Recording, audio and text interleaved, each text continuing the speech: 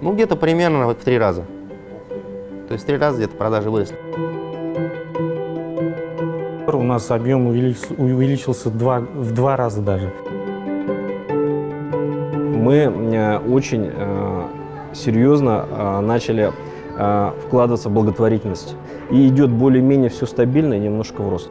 У каждого из этих предпринимателей своя формула успеха, своя модель бизнеса, свои секреты. Однако есть и общее, то, что их объединяет. А вы, наверное, и сами догадались. В период пандемии, когда другие закрывались, они запускали проекты. Когда терпели крах, они становились сильнее. Когда другие упали, они не просто встали, а побежали, помчались вперед. Как им это удалось? Ресторатора Равиля Фазлыева, конечно, нельзя назвать начинающим предпринимателем. За плечами 15-летний опыт работы в общепите и больше 2 десятков проектов. Больше половины из них были либо убыточными, либо с нулевой рентабельностью. Все круто изменилось, когда Равиль перешел в формат халяли и полностью отказался от алкоголя. Вообще-то вам маски, наверное. На этом месте недавно было гламурное заведение с приличным ценником, где рады были предложить бокал вина. В пандемию оно закрылось, просто съехало. Семейное халяль-кафе с дружелюбной атмосферой и демократичными ценами посетителям пришлось по душе куда больше. Сюда как не зайдешь, здесь действительно можно пройтись по залу со всеми поздороваться. У нас, по-моему, даже есть хэштег такой «покупаем у своих». Когда произошел вот этот вот локдаун, мы обожглись, что у нас не было финансовой подушки. Вот, мы ее за этот период собрали, то есть без нее вообще никак нельзя, 100%. 20 лет до этого в этом месте работали разные кафе, и из года в год они терпели какой-то там убыток, не могли здесь работать. И вот наш брат, активный член нашей ассоциации, Равиль Фазлыев, открыл здесь очередное кафе. Мы всей ассоциации сюда пришли. Сейчас мы каждый день сюда ходим и с большой радостью приводим сюда свои семьи. И будем также продолжать и приходить ему помогать, чтобы его бизнес развивался. Кажется, простые правила. Веди свое дело честно, не обманывай, покупай у своих, не бери в долг под грабительские проценты, и они работают, эти принципы, в период пандемии с удвоенным, утроенным эффектом. Предприниматели делятся неожиданными открытиями. Хорошо идут не только форматы для экономных покупателей, но и товары с повышенным качеством. Здесь, в принципе, у нас пробка французская. Стекло у нас очень прочное, качественное, то есть мы на этом не экономим.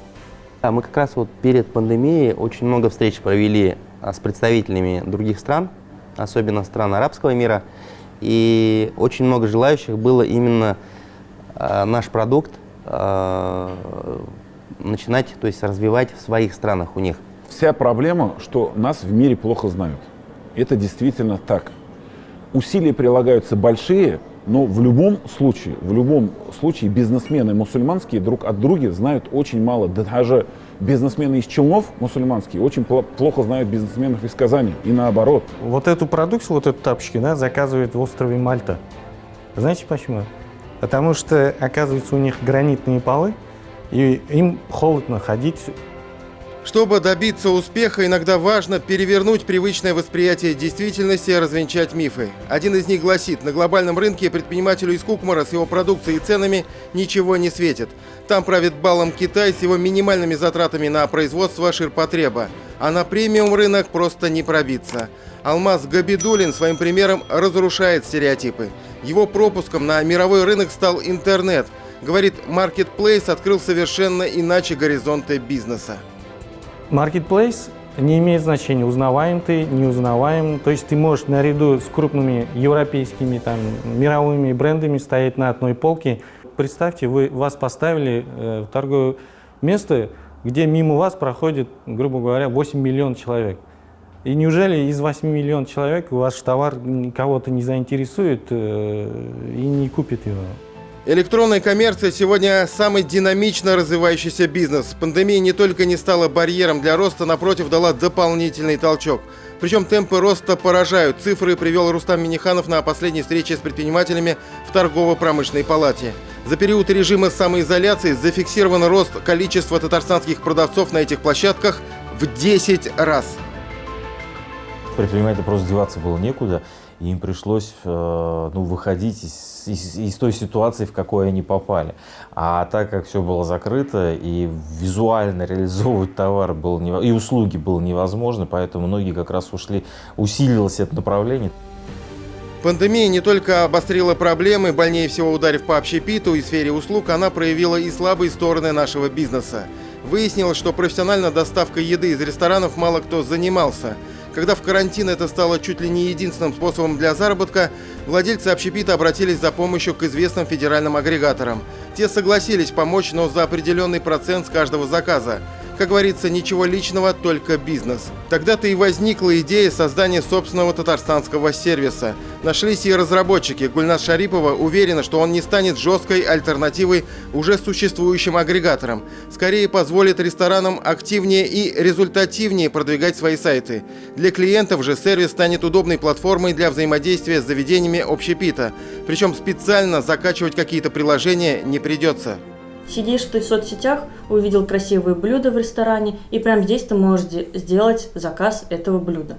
Не отходя никуда, не звоня в АТС, ресторана, то есть колл-центр ресторана, не переходя на какие-то приложения или сайты, или в агрегаторе его не ища. Вот здесь ты в соцсетях, в Инстаграме увидел красивое блюдо, которое тебе понравилось, и ты такой: о, круто, я хочу его сейчас заказать. Вот это мобильное устройство, особенно в период пандемии, заметно облегчило жизнь нам всем. Через него можно заказать еду, такси, различные билеты на самолет, ЖД-транспорт. Но и, кстати, вот еще одна разработка, которая появилась как раз-таки в бизнес-инкубаторе IT-парка, позволяет сделать взаимодействие с медицинскими учреждениями и, что важно, аптеками максимально комфортным и удобным. Как это работает, рассказывает и показывает сам автор проекта, руководитель компании резидента бизнес-инкубатора IT-парка Динар Аитов. Проще говоря, сервис Главмед должен объединить клиники, пациентов и аптеки в одном приложении. Приложение выполняет все необходимые функции, получает результаты анализов, получает назначения. Эти назначения могут отправляться в аптеки. Можем с аптек получать результат, какие лекарства есть, по какой стоимости, в каких объемах и так далее.